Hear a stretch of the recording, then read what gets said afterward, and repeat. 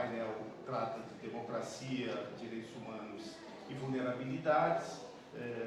Paula falou das mulheres, Ana Teresa das pessoas com deficiência, obviamente são fomes específicas, né? E vou fazer o recorte, vou falar um pouco da insegurança alimentar, mas sem antes, Manuel, em cima da sua fala, em cima da fala de todas e todas, da provocação do Fabiano, de qual é esse lugar, quando se encontra, tratar-se de um congresso estadual do Ministério de Pernambuco, também deixar aqui a reflexão da nossa incapacidade de autocrítica institucional.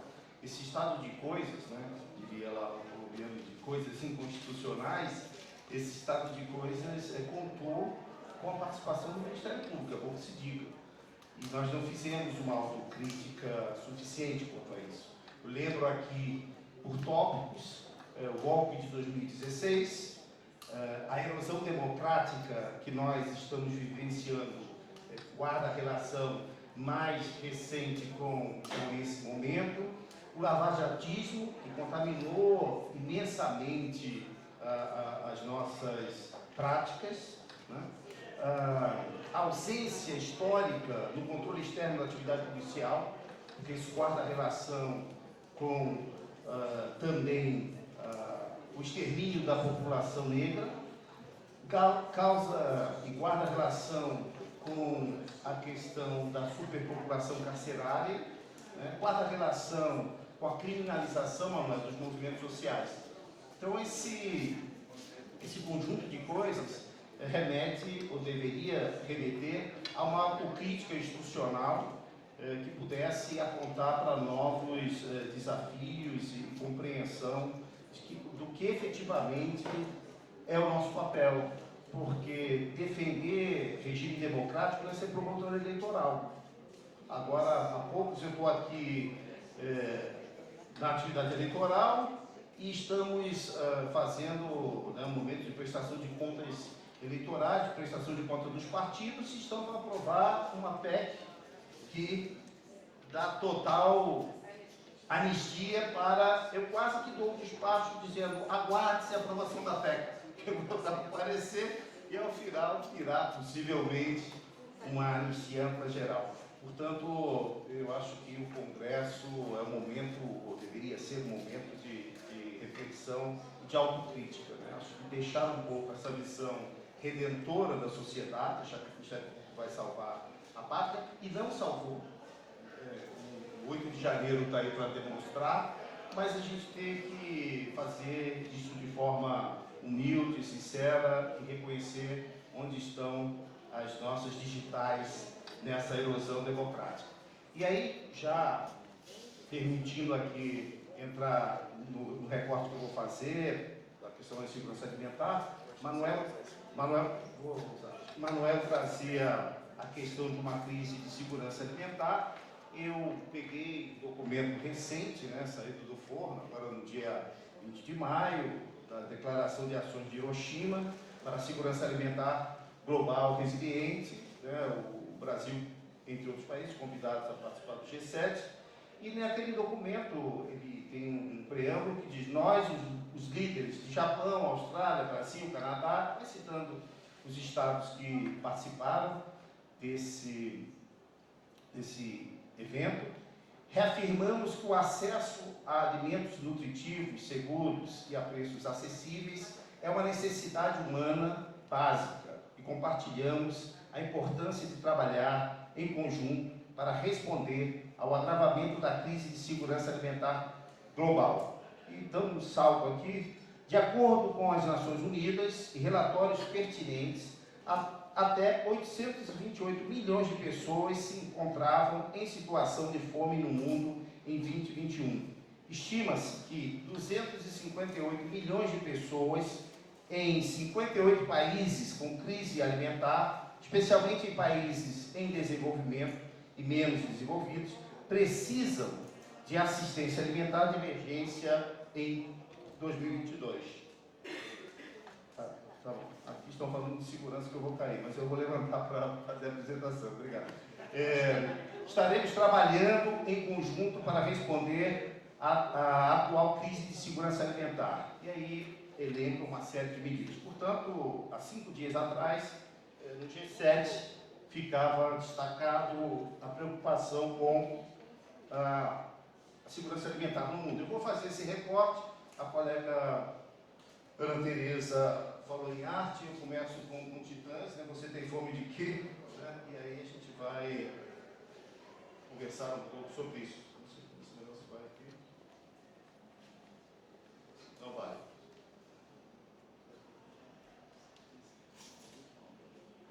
Bem. Acho que ele pode te ajudar a mostrar como é que é. Foi. E aí eu coloco rapidamente a pirâmide de Maslow, né, colocando que são as necessidades mais urgentes, né, são aquelas que precisam ser supridas por serem provenientes de ausências. Né? E aí, na base da pirâmide, a gente tem a questão da comida. Isso pode parecer algo solto, um verniz intelectual, quando na verdade a ideia de se trazer essa pirâmide de necessidades é justamente apontar para dentro da nossa instituição em relação às ações que devem ser prioritárias, que devem ser estratégicas. Aqui não está passando, né? Bem, o quadro, o slide que vem a seguir em algum momento, fala da insegurança alimentar no Brasil, e eu vou me fixar nessa última coluna da direita, que fala de insegurança alimentar grave.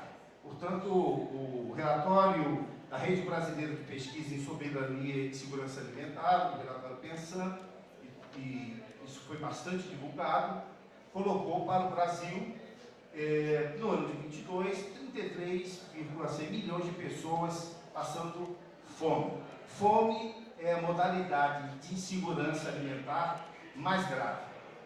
Se a gente olha os percentuais em termos de Nordeste, a gente vai perceber que em Pernambuco, pode passar por favor, nós temos uma situação muito séria. Se a gente imagina que Pernambuco tem menos de 10 milhões de habitantes, está mais perto de 9 milhões do que de 10, hoje nós temos em Pernambuco aproximadamente 2,6 milhões de pernambucanas e pernambucanos passando fome. Pode passar, por favor. Bem, dentro desse quadro, não poderia a instituição Ministério Público, porque não tem democracia com fome, não tem cidadania com fome. E então, houve uma decisão institucional de se criar um núcleo, e aí, obviamente, nós homenageamos o Josué de Castro, que buscasse construir e desenvolver estratégias institucionais de caráter emergencial, lembrando aqui que nós estávamos vivendo aquele momento mais crítico da pandemia, medidas de caráter emergencial e estruturantes que potencializem no âmbito da esfera pública e da sociedade civil pernambucanas a efetivação do direito humano à alimentação e nutrição adequadas. Pode passar, por favor. Esse foi o primeiro desenho institucional que tivemos em 2021, vai fazer 2 anos agora, e mais recentemente, já sob a égide da nova gestão, foi reconfigurado esse núcleo, porque até aqui o núcleo não tinha, digamos, um braço, diria, entre aspas, executivo, a maioria dos seus integrantes foram de forma voluntária para essa discussão, e nós tínhamos que trabalhar, num certo sentido, na lógica do convencimento do colega que está lá no interior. E aqui eu aproveito para fazer essa consideração, esse apelo, o que eu, aos 28 anos que vou fazer agora no domínio de Ministério Público, verifico é que nós temos uma hipertrofia da independência funcional. Cada promotor, cada promotora é um Ministério Público. E o princípio da unidade está aí atrofiado. Então, decisões que são decisões estratégicas não contam, com muita frequência, com adesão. Quando a instituição decide um conjunto de medidas que ela toma como sendo estratégicas, não raras vezes a gente vê que há uma postura refratária dos seus integrantes no cumprimento daquilo que é estabelecido como prioritário. Então, o núcleo fez a sua autocrítica nesse período de uma caminhada que não é tão longa, mas o suficiente para ver que precisávamos mudar aquele formato, aquele modelo. Apresentamos esse novo formato à atual gestão, que acolheu integralmente o que nós sugerimos, e não só acolheu, como também chamou para si como uma bandeira de intervenção, de prioridades, porque, voltando à pirâmide lá de Maslow, bem, não dá para falar em educação, não dá para falar em segurança pública, não dá para falar em cultura, em lazer, em todos os outros direitos, com um percentual altíssimo da nossa população passando fome. Portanto, é necessário que a gente tenha um olhar atento para isso. Então, tivemos a Resolução 02, que reconfigura o núcleo DANA e faz com que ele seja integrado por representantes de cada circunscrição, melhor dito. Nós temos aqui Pernambuco, o Ministério Público dividido em 14 circunscrições, e a ideia é que cada representante de circunscrição, ao integrar o núcleo DANA, em conjunto ou separadamente com o promotor natural, possa ter, em matéria de DANA, de Direito Humano à Alimentação e Nutrição Adequada, esse braço executivo, ele possa entrar com as medidas no campo extrajudicial e, eventualmente, judicial, para dar concretude a esse direito humano que certamente todos e todos aqui exerceram hoje, e se ainda não exerceram, vão sair daqui para comer alguma coisa. E tem pessoas, não é chavão, que não comerão nada no dia de hoje. 2,6 milhões de pernambucanos e pernambucanas. Bem, a gente apresentou um projeto institucional que se chama a defesa, a segurança alimentar e controle social. Democracia sem participação também não é democracia. Nesse sentido, esse projeto que foi aprovado no âmbito do MP, como entre os projetos, diria, estratégicos, está o fortalecimento do Conselho Estadual de Segurança Alimentar e dos Conselhos Municipais de Segurança Alimentar. Os colegas mais antigos aqui e antigas vão lembrar do esforço que foi do Ministério Público para fazer com que os 184 municípios de Pernambuco tivessem, obviamente guardando a sua peculiaridade, o seu conselho tutelar funcionando. Naquele momento, o Ministério Público, aqui saúdo o colega Francisco Rosa, que foi uma liderança nesse processo, colega que já está igualmente aposentado, e houve um empenho no sentido de fazer com que os conselhos tutelares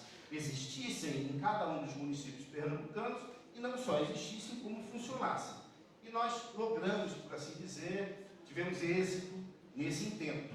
Havia um mapinha que ia apontando lá com um alfinete as cidades que tinham instalado seus conselhos, que estavam em fase de instalação. A gente apresenta esse projeto institucional, a gente, enquanto núcleo, dirige aos gestores municipais um conjunto de perguntas, entre elas se existia Conselho de Segurança Alimentar e Nutricional no seu município. Pode passar, por favor. Antes das respostas, que foram, na verdade, bastante... Só próximo controle do tempo, resta 5 minutos. Tranquilo. Bastante ruins, a exemplo do que o Manuel trouxe, quer dizer, eu não vou falar, não tem muita... Tem esperança no final para oferecer, mas oficialmente a gente tem um quadro muito ruim, de conjunto de coisas. Mas, enfim, então, hoje, dia 25, nós temos aproximadamente 28 conselhos de segurança alimentar funcionando e 10 em vias de funcionamento. Portanto, veja, são 184 municípios. Esse é um quadro muito ruim. E por que a ênfase no conselho? Bem, se a gente entende minimamente o sistema de segurança alimentar, o sistema SAN, uma Lei Federal de 2006, e estabelece entre as engrenagens principais do sistema de segurança alimentar os conselhos municipais, a CAISAN, que é uma Câmara Intersetorial de Segurança Alimentar e Nutricional, que é composta por gestores, né? É daí que vão sair os planos de segurança alimentar, ou deveriam sair, e as conferências. Portanto, a gente optou por dois elementos dessa engrenagem, porque entende que o Conselho é, a exemplo de outros conselhos, um espaço privilegiado, um locus privilegiado para o exercício da democracia participativa. E a partir do Conselho, você consegue startar, você gera energia para pressionar o gestor, para criar CAISAN, para cobrar a realização de conferências. Aproveito, inclusive, para fazer um apelo aos colegas promotores e promotoras que participem das conferências municipais de segurança alimentar, que estão, nesse momento, sendo desencadeadas, algumas no final de maio, outras em junho, para chegarmos à conferência estadual, que está prevista para agosto desse ano, e até dezembro, a conferência nacional. Portanto, a relevância do Conselho reside exatamente aí, por integrar o sistema de segurança alimentar.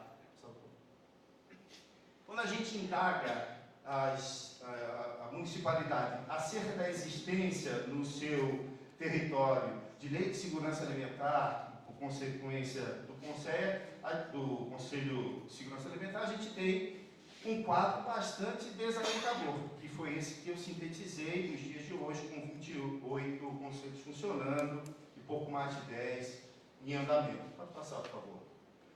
Grande parte dos municípios não possuem, portanto, o conselho. Dos 40 e poucos que responderam dizendo que tinham tal, ativos 20 e 22 inativos. Aí é que o Ministério Público deve atuar, né, no sentido de catalisar processos locais, fazer as reuniões, provocar, abrir procedimentos. Pode passar, por favor.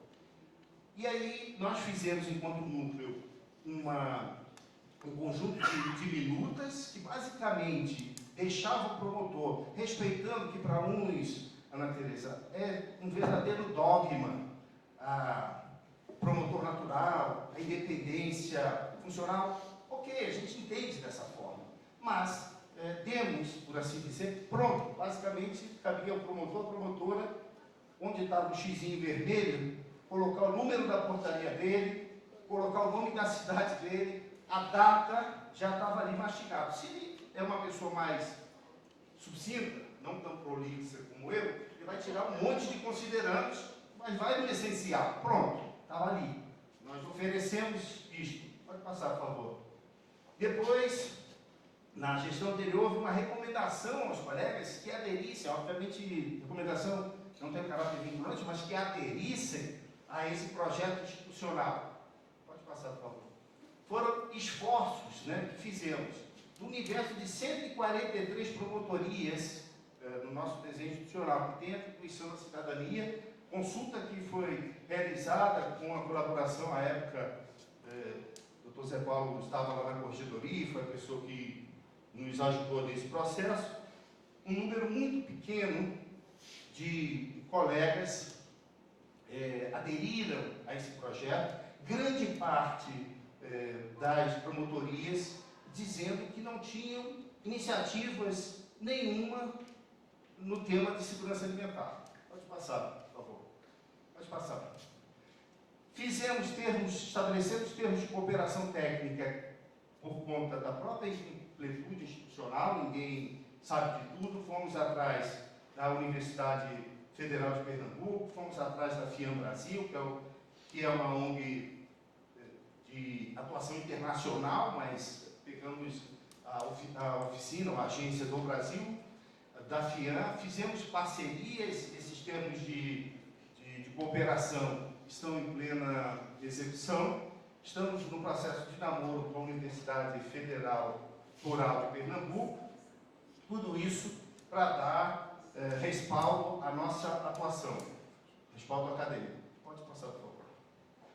Por fim, mais recentemente, encaminhamos expedientes aos gestores, indagando quais são os equipamentos de segurança alimentar que tem nos seus territórios e qual o percentual de aquisição da agricultura familiar, que a lei estabelece 30%, eles cumpriram ao longo desses anos, sobretudo nos anos de pandemia.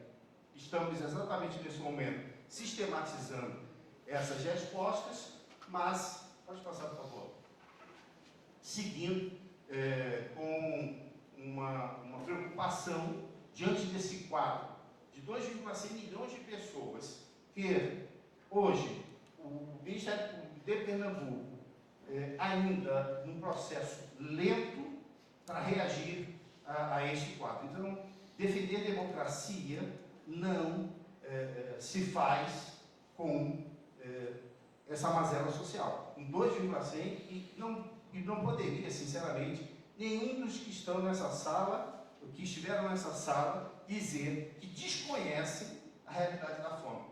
Porque hoje nós estamos sendo abordados nos supermercados, nos restaurantes, as pessoas nem chegam mais pedindo dinheiro. Muitos pedem gênero.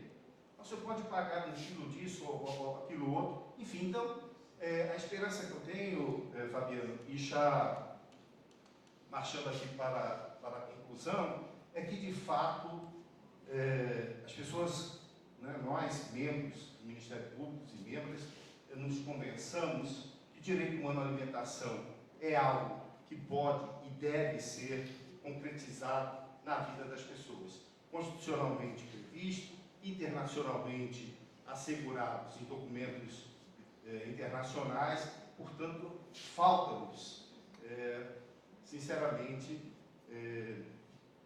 vontade e, mais do que isso, compreensão que é uma prioridade institucional. Portanto, a hipertrofia da independência funcional deve sucumbir diante desse quadro, dessa lástima. Muito obrigado.